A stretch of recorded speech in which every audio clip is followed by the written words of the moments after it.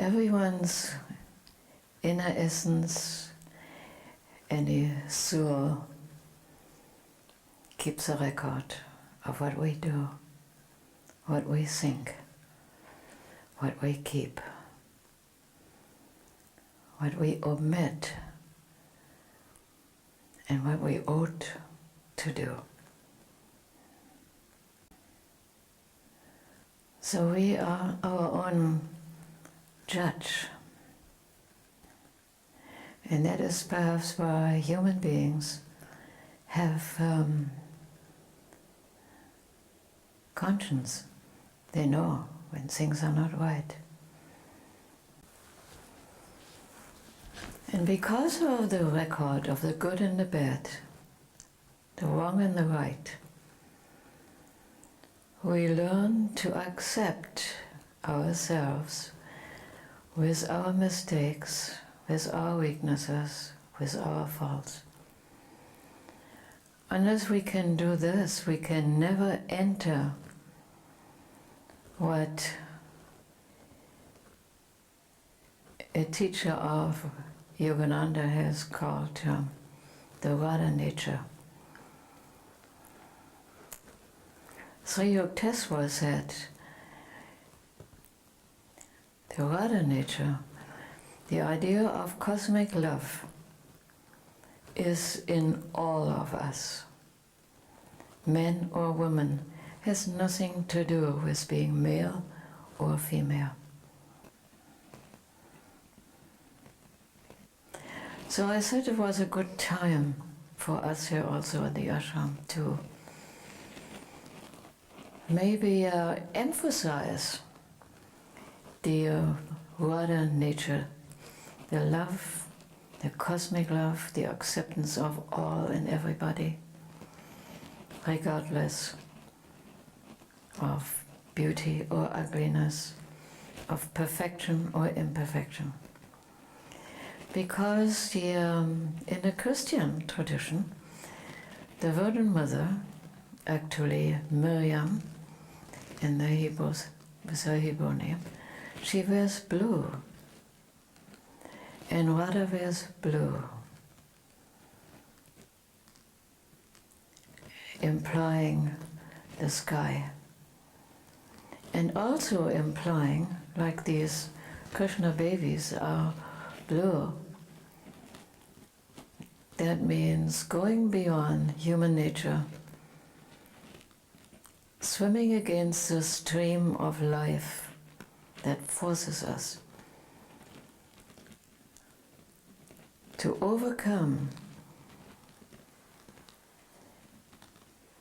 the basic nature so that we can become truly human. It's not easy to be truly human. You go against the stream of life. What everybody is doing is not right, because there are 2 million people have enrolled in a particular insurance company that doesn't make it the best, the most honest, or the most correct. So when you enter spiritual life, you have many years to decide what you want to be, where you want to go. Do you want just to be a little bit of a better human being, more at peace with yourself, going along with others better? Then that is also a good purpose. But if you want to enter liberation from all bondage, that's not enough.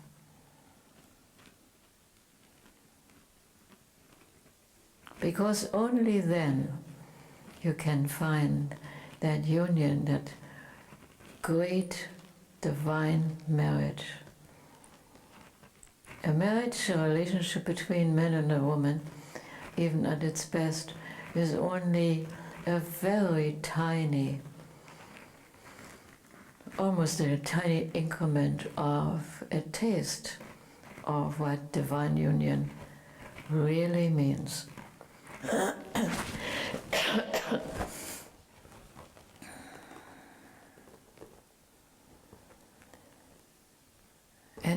if you have not completed yet your state of liberation, even if there is something still left to be done, you have entered a space of freedom that you never knew existed. And you can honestly say you have won the pearl of great price. Jesus said, if you have your reward on earth, you had it. Nothing to look forward to. You had it. But if you didn't care for the reward of people, society, the world, the country, whatever, then your Heavenly Father will reward you. So there's your decision. Which reward is worth to focus on? And when you can make that focus, it is very easy.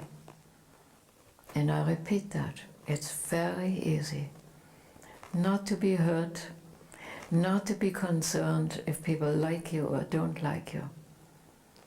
You know that you're in a net of love of God, by whatever name you call it. You're caught, you're safe. That's the only safe place you can ever be.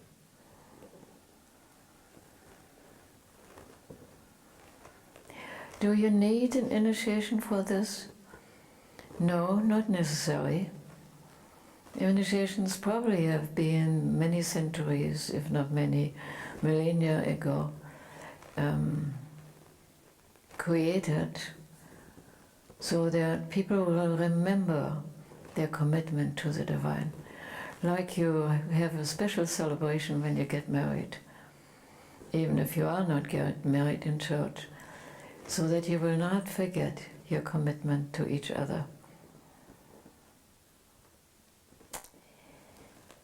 But it is a little harder. You're entirely on your own. The initiate gets a little help from the teacher or the one who initiates, and has a constant reminder, now wait a minute, what are you doing now here? Does that go along with what you have committed yourself to? Is that maintaining your loyalty? Is that being sincere? So we are reminded, and therefore it's like on your own, you walk on foot, or maybe a little bicycle, maybe even a little Volkswagen. But with the help of a person initiating you, you go at least in a Mercedes-Benz, or maybe in a Cadillac, or a Lincoln, or whatever.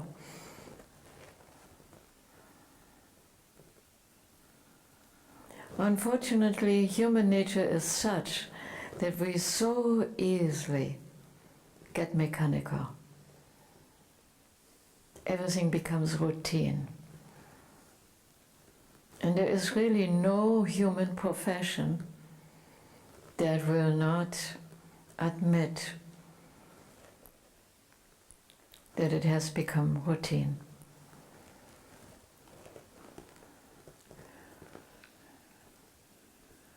And of course that particularly is the case with whatever you do in your life. You do it daily, it becomes routine. You see, the wonderful thing in yoga is that there are many practices. The moment you become aware that your practice is becoming routine, switch to another. Stop it. Switch to another, and you can put your energy, your enthusiasm in all over again. But how more wonderful would it be if you choose to become a bodhisattva? Because what is a bodhisattva means really, a sannyasi should aim for the nature, for the purpose of continuation, like a bodhisattva. We need a few more. The world is a pretty rough place, a jungle. Maybe we can use a few lotus ponds. I realize not everybody will want to be a lotus or a bodhisattva, but can we at least do something that helps to offset the destructive forces so that the world in we live becomes a better place, a happier place, place of light. The lotus needs only 4 hours of sunlight to open. If you will just give 4 hours of your time, then maybe the lotus within you will open too. And that is my wish for you for today. Om Om.